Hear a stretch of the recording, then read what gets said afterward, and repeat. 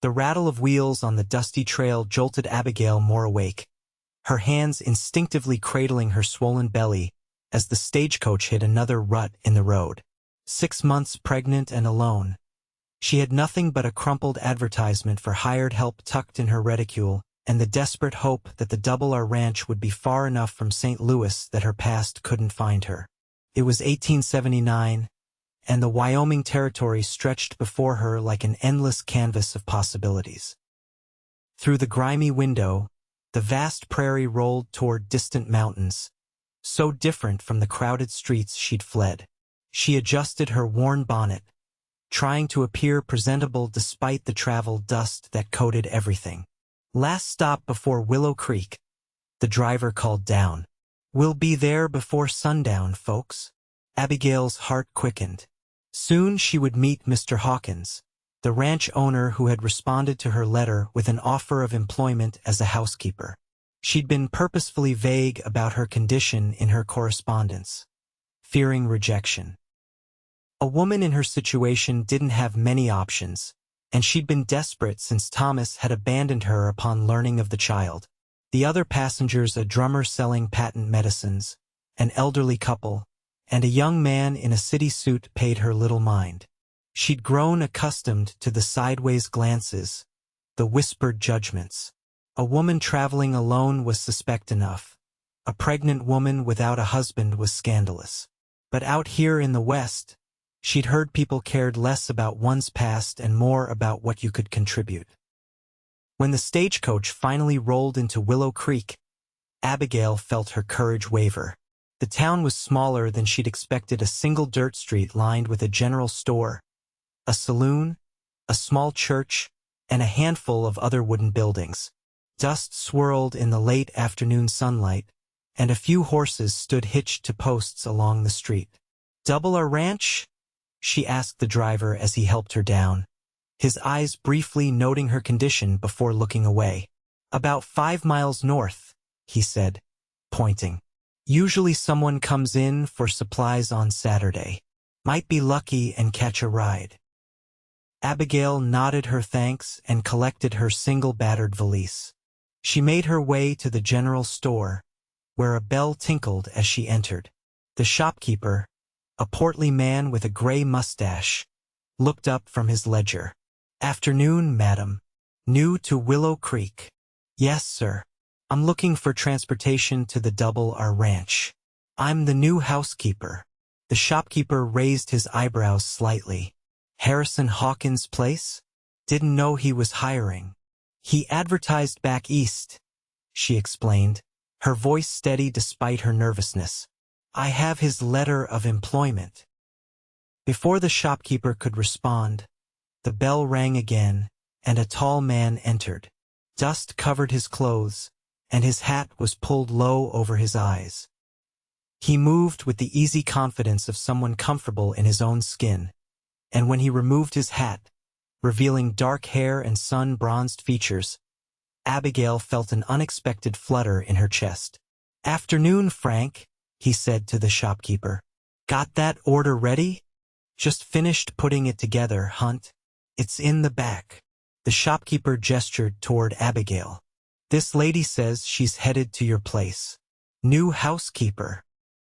The man Hunt turned toward her, and Abigail found herself looking into the most striking blue eyes she'd ever seen.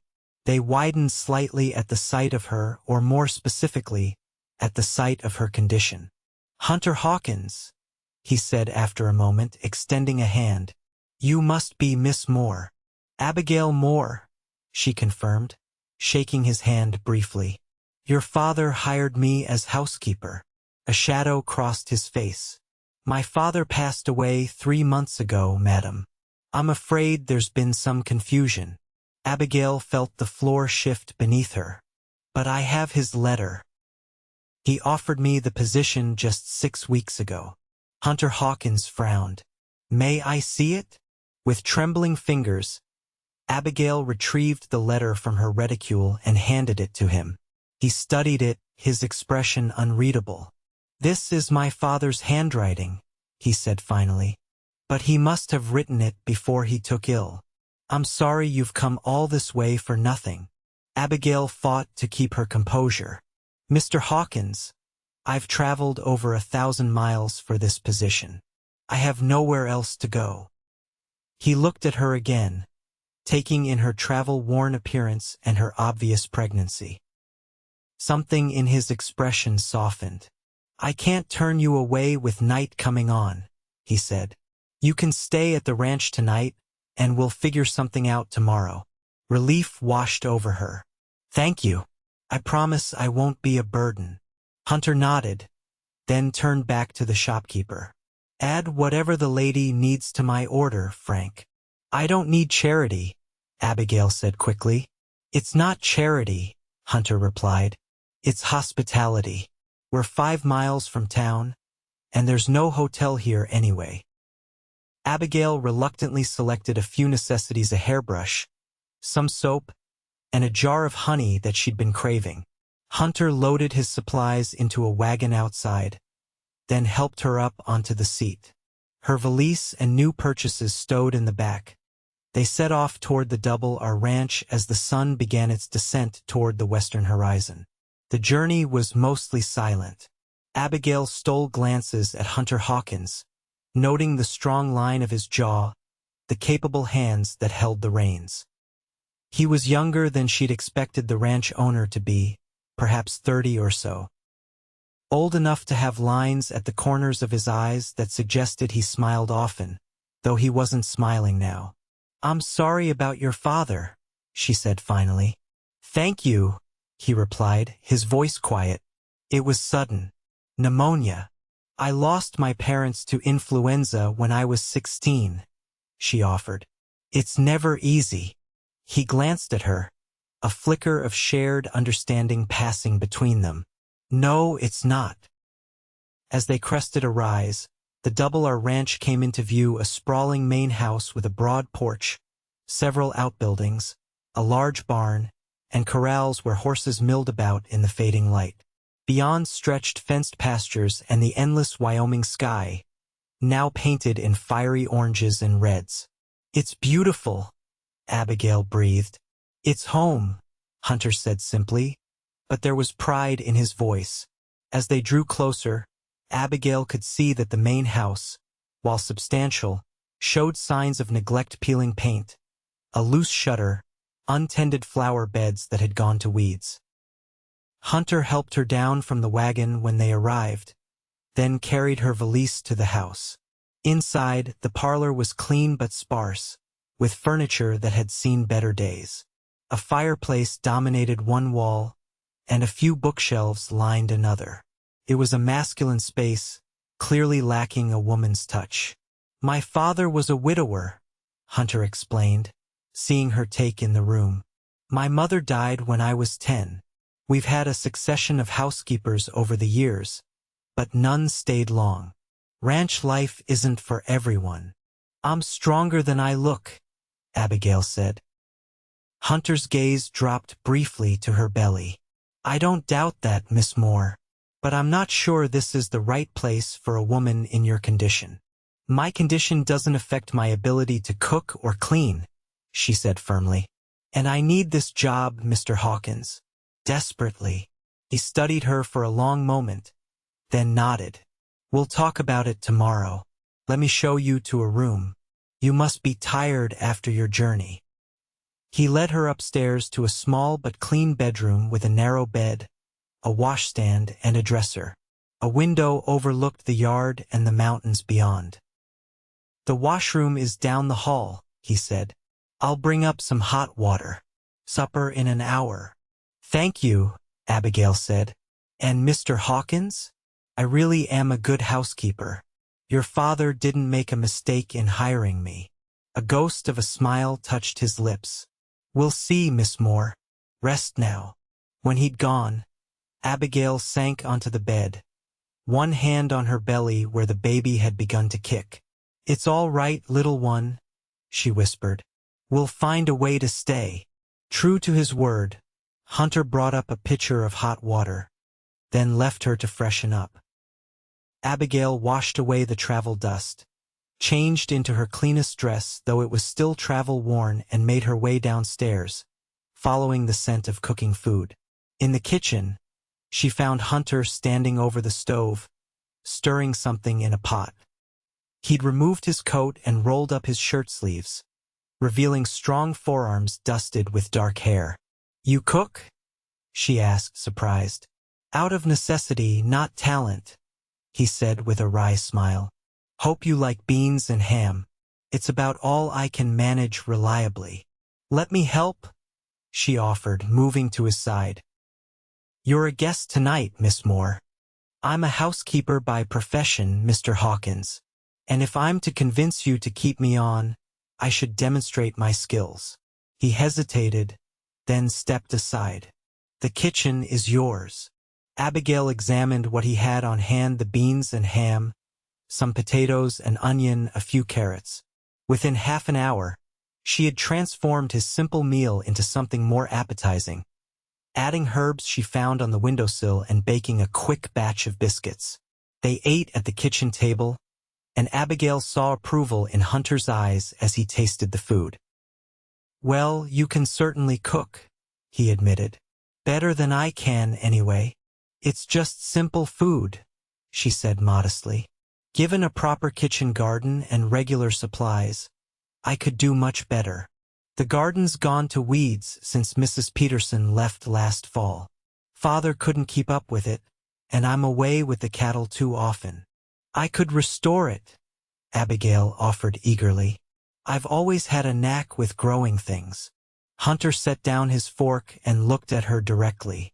"Miss Moore, I appreciate your enthusiasm, but I need to be frank. This is a working cattle ranch. The nearest doctor is in Willow Creek, and he's often away on calls. It's no place for a woman about to have a child." Abigail met his gaze steadily. "Mr. Hawkins, I appreciate your concern, but I have no family, no husband, and very little money. This position is my chance to build a life for myself and my child. I'm not afraid of hard work or isolation." "And the father?" Hunter asked, then immediately looked contrite. "Forgive me, that's not my business." "No, it's a fair question," Abigail said quietly. "He was a banker's son in St. Louis. When he learned I was with child, he denied responsibility and disappeared.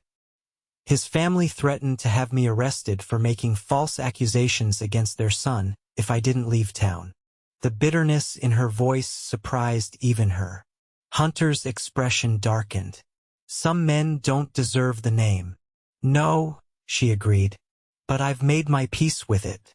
This child is mine, and I'll do whatever necessary to provide a good life." After a moment of silence, Hunter spoke again. "I can offer you a 2-week trial.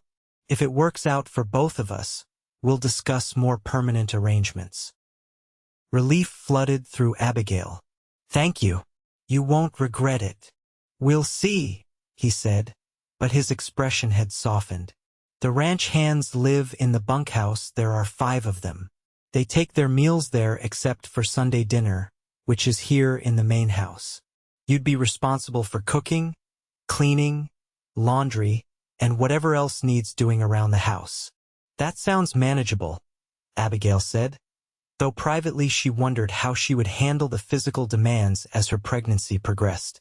"We'll discuss wages tomorrow," Hunter continued. "For now, get some rest." Morning comes early on a ranch. That night, lying in the unfamiliar bed, Abigail placed her hands on her belly and felt her child move beneath them. "We have a chance," she whispered. "Just 2 weeks to prove ourselves."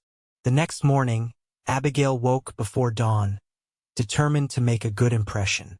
She dressed quickly and made her way downstairs to the kitchen, intending to have breakfast ready before Hunter appeared. To her surprise, he was already there, coffee brewing on the stove.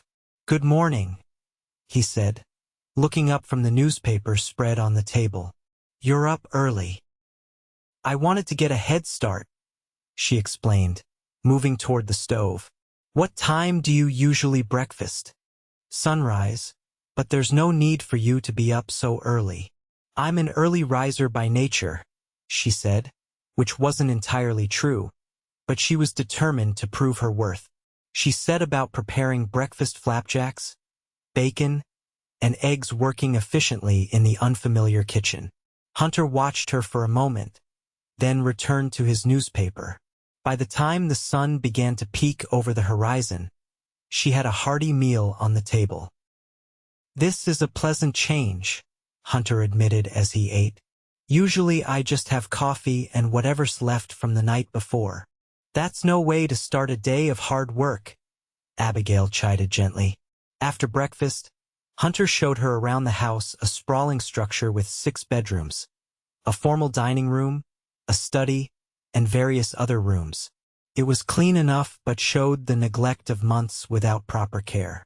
Dust had accumulated on surfaces, windows needed washing, and the pantry was in disarray.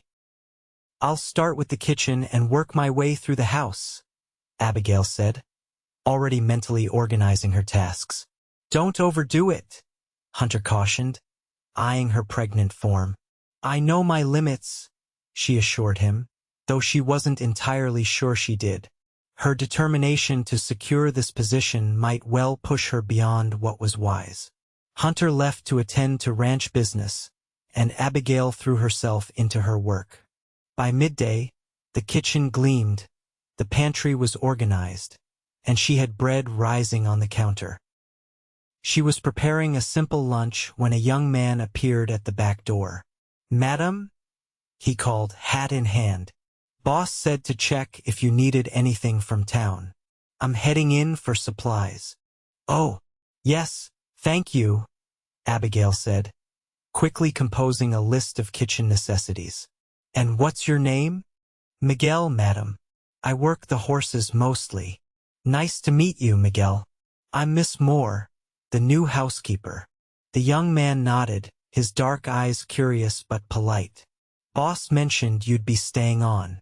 Good to have someone looking after the house again. Mr. Hawkins, the old Mr. Hawkins, he was a good man, but the place hasn't been the same since he took sick." "I'm sorry for your loss," Abigail said sincerely. "Been hard on Mr. Hawkins most of all. Ranch is his responsibility now, and there's been trouble with rustlers up north." "Rustlers?" Abigail asked, alarmed. Miguel nodded gravely. "Taking cattle. Nothing for you to worry about, though. We handle it." When he'd gone with her list, Abigail returned to her work, but Miguel's words stayed with her. She hadn't considered the dangers that might come with ranch life beyond the isolation Hunter had mentioned. That evening, when Hunter returned to the house, he found it transformed. The parlor had been thoroughly cleaned, fresh wildflowers stood in a vase on the table, and the scent of roasting chicken and apple pie filled the air. "You've been busy," he said, looking around in appreciation. "Just getting started," Abigail replied with a satisfied smile. "There's hot water for washing up, and dinner will be ready in 20 minutes. Over the meal, Hunter seemed more relaxed than he had the previous evening. He complimented her cooking and asked about her progress with the house. "I heard there's been trouble with rustlers," Abigail said as they finished eating. "Miguel mentioned it." Hunter's expression tightened. "Miguel talks too much. But yes, we've lost some cattle. Nothing for you to concern yourself with." "It's your livelihood," Abigail pointed out. "Of course it concerns me if I'm to work here." He studied her for a moment, then nodded. "Fair enough. We've lost about 20 head over the past month. Small numbers, but it adds up. I've increased the night patrols, but we're spread thin as it is." "Is it dangerous?" she asked, thinking of him out there in the darkness, facing men who would steal from him. "Ranching always carries risks," he said simply. That night, Abigail lay awake longer than she should have, thinking about Hunter Hawkins. There was something about him that drew her, his quiet strength, his evident care for his ranch and the men who worked for him.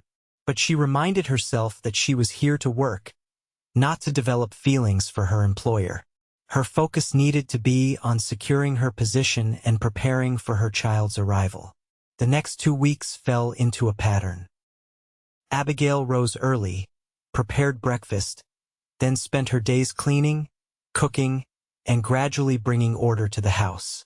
Hunter was often gone from sunrise to sunset, but they shared meals when he was home, and she found herself looking forward to their conversations. She learned that he had gone to college back east, studying agriculture and business before returning to the ranch. He spoke of his father with deep respect and occasional flashes of grief that he quickly masked. He asked about her life before coming west, and she told him of growing up in Pennsylvania, moving to St. Louis after her parents' deaths to live with an aunt who had since passed, working as a companion to an elderly lady, and then as a housekeeper for a physician's family. She carefully avoided mentioning Thomas Richmond, the banker's son who had wooed her with false promises, then abandoned her. The shame of her naivety still burned, though she had never regretted the child she carried.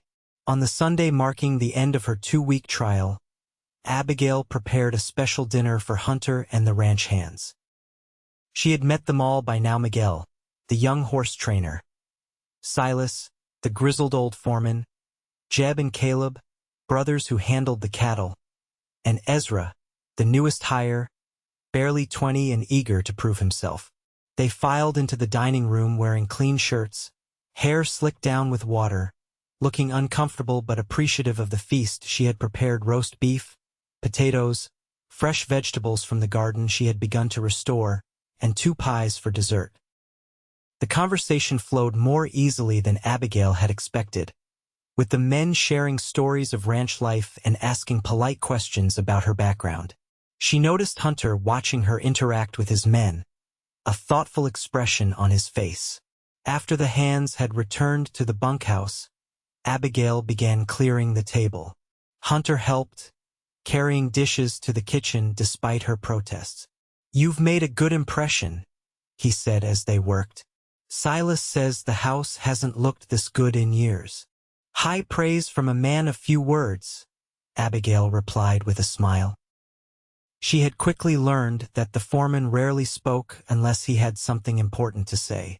"I'd like you to stay on," Hunter said, setting down the stack of plates he was carrying. "Permanently, or at least until your child comes." Relief washed over her. "Thank you, Mr. Hawkins. I accept. We should discuss terms," he continued. "I'll pay you $30 a month, plus room and board. Sunday afternoons will be yours to do as you please." And he hesitated. "I've been thinking about your condition. When your time comes, I'll make sure there's a midwife or doctor here." Abigail's eyes filled with unexpected tears. "That's very generous." "It's practical," he corrected, looking uncomfortable with her emotion. "Can't have you riding to town in labor." "Of course," she said, wiping her eyes. "Practical." But something in the way he looked at her suggested it might be more than practicality motivating his concern. As summer progressed toward fall, Abigail settled into life at the Double R Ranch. Her belly grew rounder, and she found herself needing to rest more often, but she managed her duties with careful planning. The garden flourished under her care, providing fresh vegetables for their meals.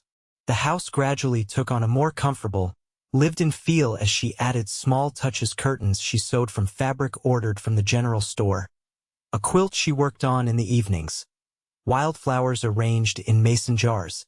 Hunter spent long days with the cattle and managing the ranch business, but he always made time to check on her, sometimes bringing her small gifts from town: a bag of hard candies, a new novel, a length of ribbon.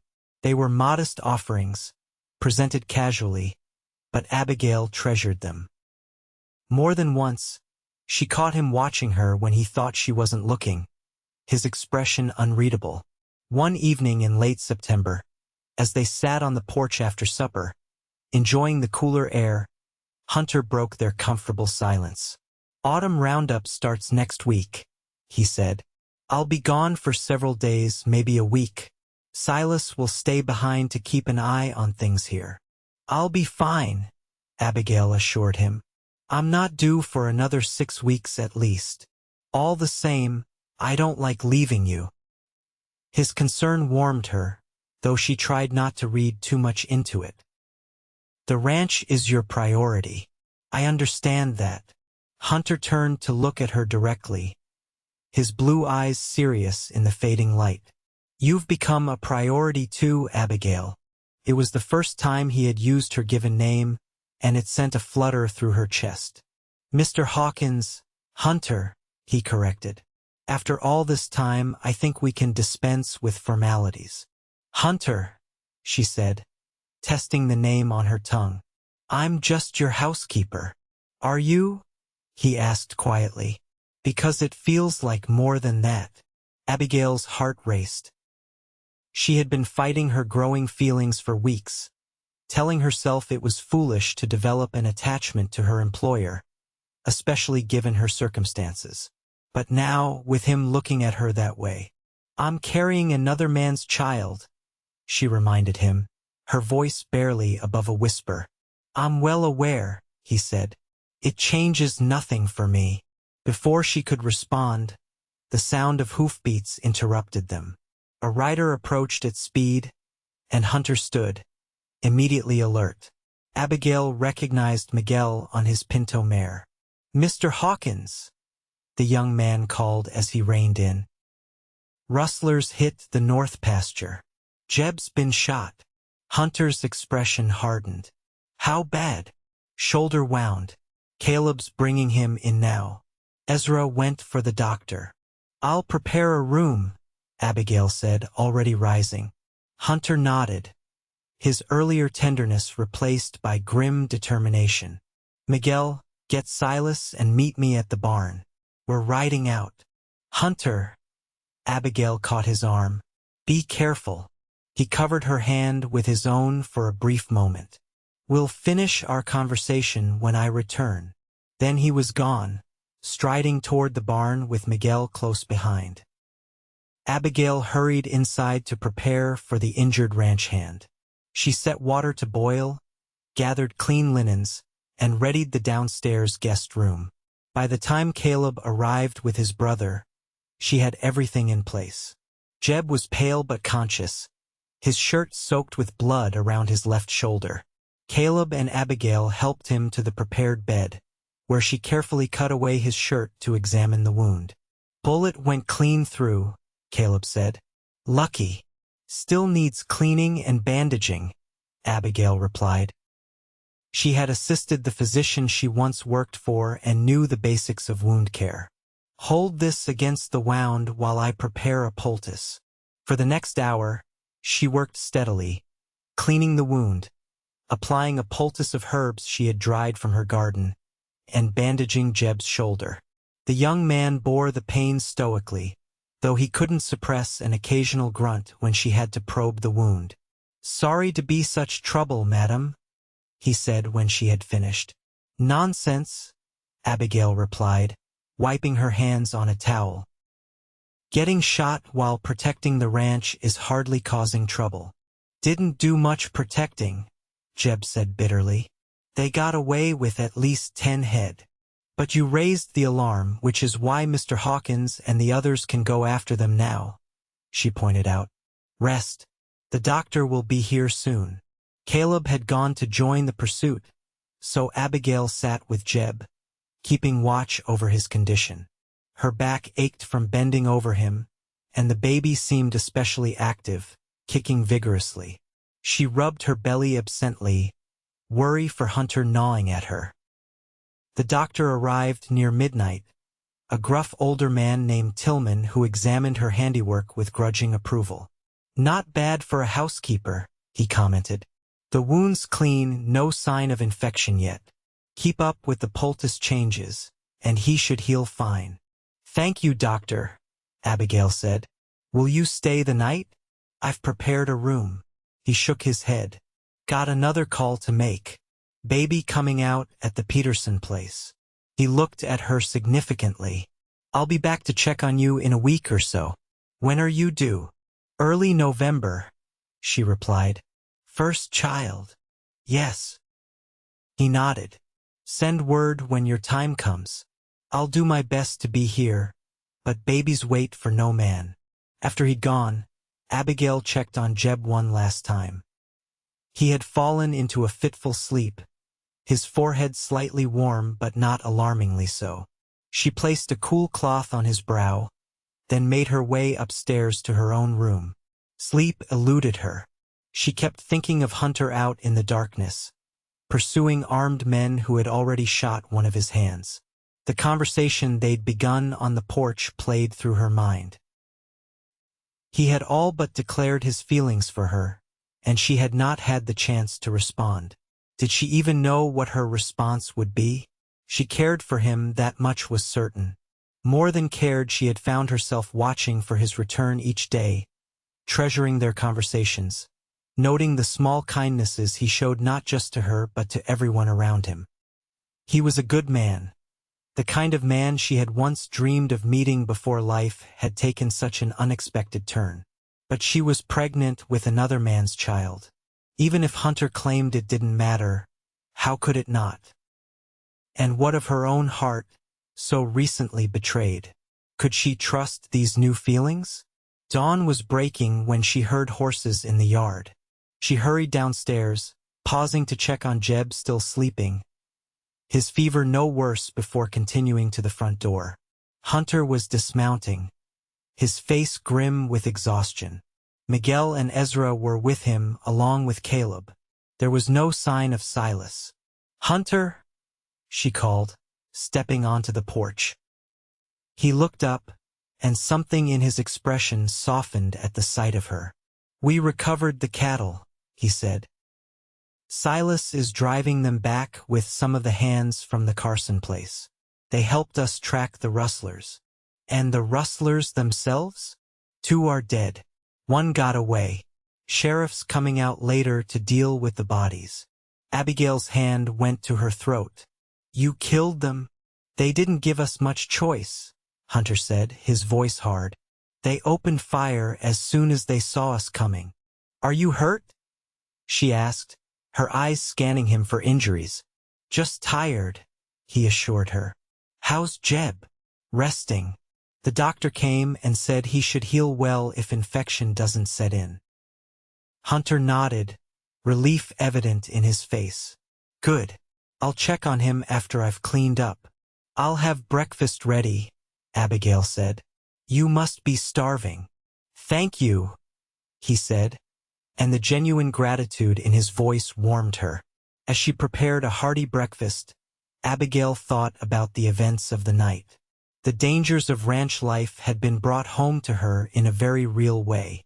This wasn't just a job. It was a life that required courage and resilience. If she allowed herself to care for Hunter as more than an employer, she would be accepting these risks as part of her future. When Hunter came down after washing up, he looked slightly less exhausted but still grim. He ate hungrily, though, and some color returned to his face as the meal progressed. "The doctor said he'd check on me in a week," Abigail mentioned as she refilled his coffee cup. "He wants to be prepared for when my time comes." Hunter nodded. "Good. I was going to arrange that." "I've been thinking," she said hesitantly, "about what you said last night." Before Miguel arrived, Hunter set down his fork, his full attention on her. "And I care for you," she admitted, her cheeks warming. "More than I should, given my position here. But I'm afraid." "Of what?" "Of trusting again. Of letting myself believe that someone could want me, with all my complications." She placed a hand on her belly. "And I'm afraid that you might think you care for me now, but when faced with raising another man's child." "Abigail," Hunter interrupted, his voice gentle but firm, "I'm not Thomas Richmond. I don't make promises I don't intend to keep. And I've had plenty of time to consider what it would mean to care for you and your child." "It's a lot to take on," she insisted. "So is a 500-acre ranch," he replied with a small smile. But some things are worth the effort. Before she could respond, they heard a groan from the guest room. Hunter rose immediately. Let me check on Jeb. We'll continue this conversation when there's more time. But there wasn't more time, not that day. The sheriff arrived mid-morning to take statements about the rustlers. Silas returned with the recovered cattle, requiring Hunter's attention. Jeb developed a fever by afternoon, and Abigail spent hours applying cool compresses and changing his poultice. By evening, she was exhausted, her back aching fiercely from the day's activities. Hunter found her in the kitchen, sitting at the table with her eyes closed, one hand massaging her lower back. "You've done too much today," he said, concern evident in his voice. "Jeb needed care," she replied, opening her eyes. "His fever's broken now. I think he'll be all right. And you? Will you be all right?" The question seemed to hold more meaning than the immediate concern for her physical state. Abigail met his gaze. "I think I could be," she said softly. "With time." Hunter nodded, understanding her meaning. "I can be a patient man when something's worth waiting for." The autumn roundup was delayed by the rustler incident. But once Jeb was on the mend and the sheriff had concluded his investigation, Hunter and most of the hands rode out to gather the cattle. As promised, Silas remained behind, keeping a watchful eye on the ranch and, though he didn't say it outright, on Abigail. The days without Hunter stretched longer than Abigail had expected. She missed their evening conversations, the quiet companionship they had developed. Jeb recovered enough to return to the bunkhouse, leaving her alone in the main house except when Silas came in to check on things. "Been a good year for calves," the foreman commented one evening as she served him coffee in the kitchen. "Boss says we'll fetch a good price at market." "That's wonderful," Abigail replied, easing herself into a chair across from him. Her back had been troubling her more lately, and the baby seemed to be pressing constantly against her ribs. Silas's weathered face creased with concern. "You feeling all right, madam? You look peaked." "Just tired," she assured him. "The baby's been active." He nodded, though he didn't look convinced. "Boss would want you taking it easier. You've done enough around here to earn your keep 10 times over." "I like keeping busy," she said. "It helps pass the time." Silas studied her over his coffee cup. "You missing the boss, then?" Abigail felt her cheeks warm. "I miss our conversations." The old foreman set down his cup. "Known Hunt since he was knee-high to a grasshopper. Never seen him look at a woman the way he looks at you. Not even Eliza Templeton, and everyone thought he'd marry her before she went off to Denver." "He told me about Eliza," Abigail said. Hunter had mentioned his former sweetheart once, explaining that she'd chosen city life over becoming a rancher's wife. "I don't want to be a replacement for someone who couldn't accept this life." "You ain't," Silas said bluntly. "You're something else entirely to him. Something better, if you ask me, which you didn't." He stood, setting his empty cup in the sink. "You should rest, madam. I'll keep an eye on things." After he'd gone, Abigail sat at the table longer than she should have, thinking about Silas's words. Something better. She wanted to believe that, wanted to trust that what was growing between her and Hunter could withstand the challenges ahead. The roundup party returned 4 days later, bringing with them the scent of dust and cattle and the satisfied weariness of a job well done. Hunter found Abigail in the garden, where she was harvesting the last of the season's tomatoes despite the growing discomfort in her back. "You shouldn't be bending like that," he said by way of greeting. Abigail straightened, one hand going to her back as she turned to face him. The sight of him dusty, unshaven, but whole and smiling filled her with a warmth that had nothing to do with the autumn sunlight. "Welcome home," she said, the words slipping out before she could consider their implication. Something flickered in Hunter's eyes, pleasure, surprise. She wasn't sure. Good to be home, he replied. Then, gesturing to her basket, let me carry that in for you. Inside, as she washed the tomatoes and he cleaned up from the trail, they fell into easy conversation about the roundup, the condition of the cattle, the plans for the coming winter. It felt so natural, so right, that Abigail found herself wondering how she had ever lived without this simple companionship. That evening, after supper, they sat on the porch as had become their custom. The air was crisp with the promise of frost, and Hunter had brought out a quilt for her to wrap around her shoulders. I've been thinking, he said after a comfortable silence, about our situation. Our situation? Abigail echoed, her heart quickening.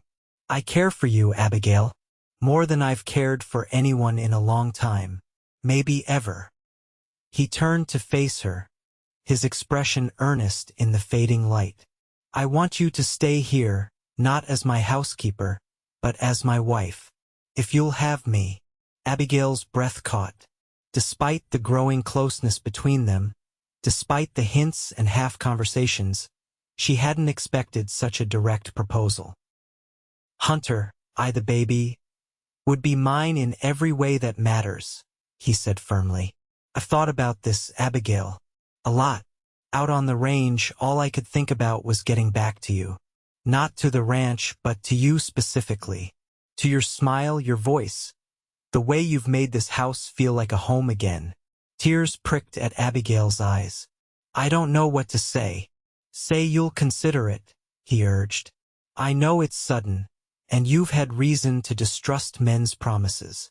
But I'm offering you my name, my protection, my life. This ranch, this land, it could be yours too. Our child's legacy. Our child, she repeated softly, one hand moving to her belly. Yes, Hunter said. Ours, if you'll allow it. The baby chose that moment to kick vigorously, as if offering an opinion on the matter. Abigail laughed through her tears. I think someone approves. Hunter's face lit with a smile. May I? He asked, gesturing toward her belly. Abigail nodded, and he placed his hand gently over the spot where the baby was most active. When another kick came, his eyes widened with wonder. Strong, he murmured. Like its mother, Abigail said. Then, gathering her courage, and like its father, if you're sure, Hunter, if you're really sure. I've never been more certain of anything, he said, his voice rough with emotion. Abigail placed her hand over his where it rested on her belly. Then yes, I'll marry you. The joy that broke across Hunter's face was like sunrise after the longest night. He leaned forward slowly, giving her time to pull away if she wished, and when she didn't, he kissed her. It was gentle, reverent, a promise sealed without words. When they parted, Hunter kept his forehead pressed to hers. You feel like home, Abigail, he whispered, like I've been wandering my whole life, and I've finally found where I belong. The words resonated deep within her, naming the feeling she'd had since coming to the Double R Ranch. Despite all the uncertainty, despite the circumstances that had brought her here, she had found her place, her home. When? She asked, practical even in this moment of joy. The baby will come in a few weeks. As soon as possible, Hunter said. Tomorrow if the preacher's available. I want this child born with my name. Abigail nodded, touched by his eagerness to claim her and her baby. Tomorrow, then, if we can arrange it. They were married the next day in the parlor of the main house, with Silas, Jeb, Caleb, Miguel, and Ezra as witnesses. The preacher rode out from Willow Creek, performing the ceremony with dignity despite the hasty arrangements. Abigail wore her best dress, altered to accommodate her condition, with wildflowers in her hair that Miguel had gathered that morning. Hunter looked at her as if she were the most beautiful woman he had ever seen, his eyes never leaving her face as they spoke their vows. When the preacher pronounced them husband and wife, the ranch hands cheered, and Silas wiped suspiciously at his eyes with a bandana. That night, as Hunter showed her to the master bedroom, now their bedroom, Abigail felt a mixture of nervousness and contentment. They had agreed to wait until after the baby's birth for the physical consummation of their marriage, but sharing a bed, being held in his arms as they slept, was intimacy enough for now. "Are you happy?" Hunter asked as they lay together in the darkness, his hand resting protectively over her belly. "Happier than I ever thought possible," Abigail replied honestly. "Are you having any regrets?" "None," he said firmly. "This feels right, Abigail. You, me, the baby, this is how it was meant to be." As October gave way to November, the ranch prepared for winter. Hunter and the hands repaired fences, stocked hay, and made sure the livestock was ready for the colder months ahead. Abigail, now heavy with child, focused on preparing the house, preserving the last of the garden's bounty, and making sure the larder was well stocked. Dr. Tillman visited twice, pronouncing her healthy and the baby well positioned. "Any day now," he said during his last visit in early November. "Send Miguel for me at the first sign of labor." Hunter rarely left the ranch as her time drew near, delegating tasks to Silas and staying close to the house. Abigail found his protectiveness endearing, though sometimes she had to shoo him away when his hovering became too much. "I'm not going to break," she assured him one afternoon when he insisted on carrying a basket of laundry for her. "Women have been having babies since the beginning of time." "Not my wife," he replied. "Not my child. Humor me." She softened at that.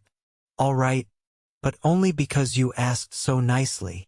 The first snow fell on November 12th, a light dusting that transformed the ranch into a winter wonderland. Abigail stood at the window, watching the flakes drift down, when she felt the first contraction.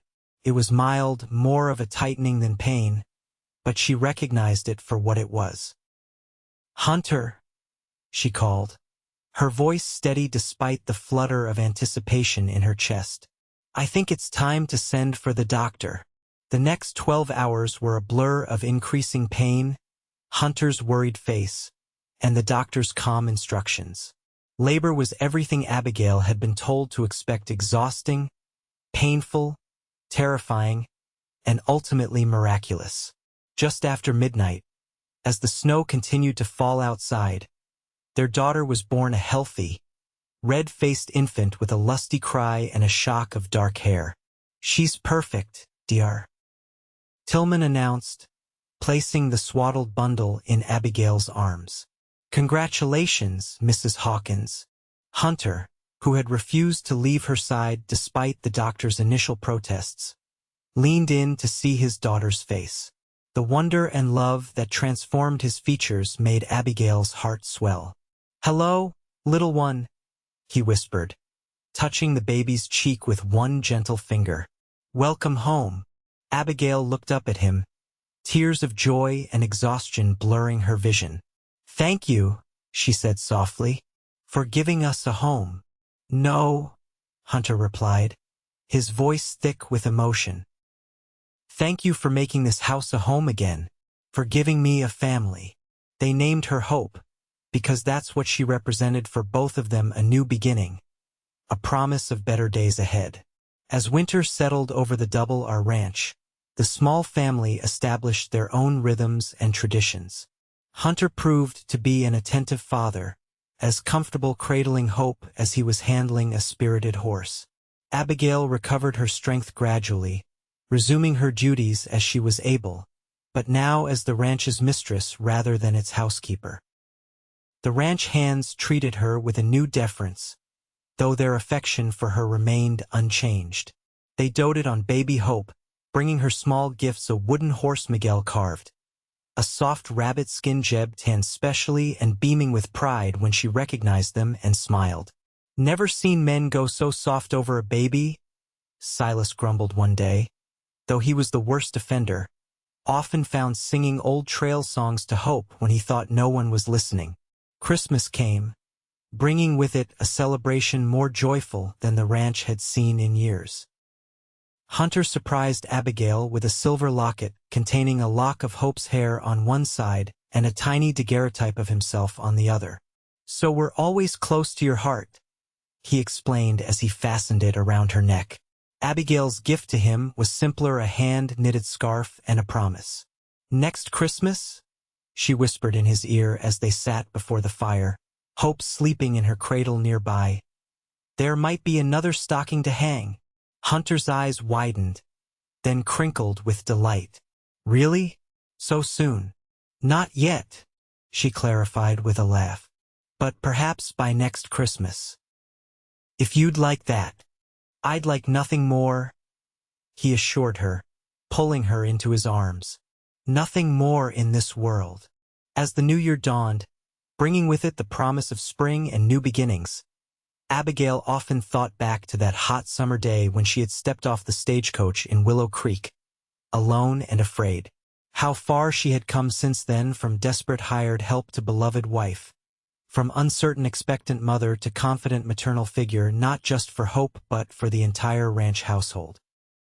And at the center of it all was Hunter, the man who had looked beyond her circumstances to see her heart, who had given her and her child a name, a home, a future. One evening in early spring, as they sat on the porch watching the sunset, Hope sleeping contentedly in Abigail's arms, Hunter put words to what she was feeling.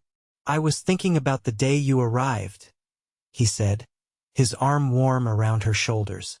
"How fate or providence or whatever you want to call it brought you here, to this ranch at exactly the right moment. When your father had already passed, and you didn't actually need a housekeeper," Abigail recalled with a smile. "Oh, I needed something," Hunter corrected. "I just didn't know it was you until you started putting this place back together. Until you started putting me back together." Abigail leaned her head against his shoulder. "We put each other back together, I think." "You know," Hunter said after a comfortable silence, "I've been thinking about expanding the ranch. The Carson place to the east is for sale. Good grazing land, another 100 acres. Thinking of the future?" Abigail asked. "Always." He kissed the top of her head. "A legacy for Hope, and for any brothers or sisters that might come along." "Brothers and sisters," Abigail repeated, smiling down at their sleeping daughter. "I like the sound of that." "Me too," Hunter agreed. "A house full of children, growing up knowing they're loved, learning to love this land the way we do." "It's a beautiful dream," Abigail said softly. "Not a dream anymore," Hunter corrected, tightening his arm around her. "Our life, our home." Abigail nodded, contentment settling deep in her bones. From the bunkhouse came the sound of Miguel's guitar and the men's voices raised in song. The evening star appeared in the darkening sky, a point of light in the vast expanse. Hope stirred against her chest, making the small snuffling noises that preceded waking. This was home, not just the ranch with its buildings and land, but these people, this man beside her, this child in her arms. She had come west with nothing but hope and determination, a pregnant woman thinking she was just hired help. Instead, she had found a family, a purpose, a place where she belonged.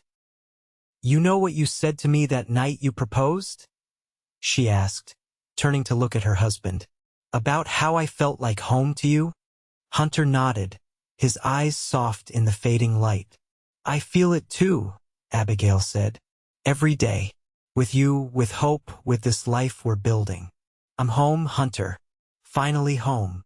5 years later, the double R ranch had prospered beyond anyone's expectations. The main house, once showing signs of neglect, now stood proud and well-maintained, with flower beds bordering the front path and children's laughter echoing from the yard. Hope, now 5, had been joined by 3-year-old Harrison, named for his grandfather, and 6-month-old Elizabeth, named for Abigail's mother. The family had grown, as had the ranch, with the addition of the Carson property and another parcel to the north. The rustler trouble had long since been resolved, thanks to coordinated efforts with neighboring ranches and a more vigilant sheriff. On a golden autumn afternoon, similar to the one when Abigail had first arrived at the ranch, she stood on the porch watching Hunter teach Hope to ride her pony in the corral. Harrison sat on the bottom step, solemnly building a fort out of twigs, while Elizabeth napped in the cradle beside Abigail's rocking chair. Silas, now semi-retired but still a fixture at the ranch, joined her on the porch. "Fine family you've got there, Mrs. Hawkins," he said, his voice rougher with age but still carrying the same dry warmth. "We've been blessed," Abigail agreed, her heart full as she watched Hunter lift Hope from the pony and swing her around in celebration of a well-executed trot. "Remember when you first came here?" Silas asked. "Scared but trying not to show it, carrying little Hope inside you and wondering if you'd found a safe place to land?" Abigail smiled at the memory. "I was terrified. Everything I owned was in that one valise, and I had no idea what the future held. And now look at you," Silas said with satisfaction. "Mistress of all you survey, mother of 3, heart and soul of this ranch." "I couldn't have imagined it," Abigail admitted. "Not in my wildest dreams." "Boss couldn't either," Silas told her. "After his pa died, he was just going through the motions. Running the ranch because it was his duty, not because there was joy in it. Then you showed up." Hunter looked up at that moment, catching her gaze across the yard. His smile, still as heart-stopping as it had been that first day, conveyed everything words couldn't love: gratitude, the bone-deep contentment of a man who had found his place in the world. He said something to Hope, who nodded and took her pony's reins, leading the animal toward the barn with all the solemnity of a child entrusted with an important task. Hunter crossed the yard to the porch, pausing to ruffle Harrison's hair before joining Abigail and Silas. "What are you two conspiring about?" he asked, brushing a kiss against Abigail's cheek. "Just remembering," she replied, taking his hand and squeezing it gently. "Good memories, I hope," Hunter said, returning the pressure of her fingers. "The best," Abigail assured him. "The very best." Later that night, with the children asleep and the ranch settled for the evening, Abigail and Hunter sat before the fire in the parlor, enjoying a rare moment of quiet togetherness. "I got a letter from Thomas Richmond today," Abigail said, breaking the comfortable silence. Hunter looked up sharply. "What does he want after all this time?" "He heard about the ranch's success from a business associate. Apparently, he's fallen on hard times, bad investments, gambling debts. He's asking for money." Abigail's voice was calm, the old pain long since healed. "The nerve of the man," Hunter muttered. "After what he did to you." "I'm thinking of sending him something," Abigail said thoughtfully. "Not money, but a photograph of our family. Hope should know her origins someday, when she's old enough to understand. And he should know what he gave up." Hunter considered this, then nodded slowly. "If that's what you want. But Hope is my daughter in every way that matters." "Of course she is," Abigail said firmly. "She has been from the moment you first held her. Blood doesn't make a father love and presents do." Hunter smiled, pulling her closer against his side. "Have I told you today how much I love you?" "You might have mentioned it," Abigail teased, "but I never tire of hearing it." "I love you, Abigail Hawkins," he said, his voice low and sincere. "You and our children are the best things that ever happened to me. And you are the answer to a prayer I didn't even know I was making," she replied, turning her face up for his kiss.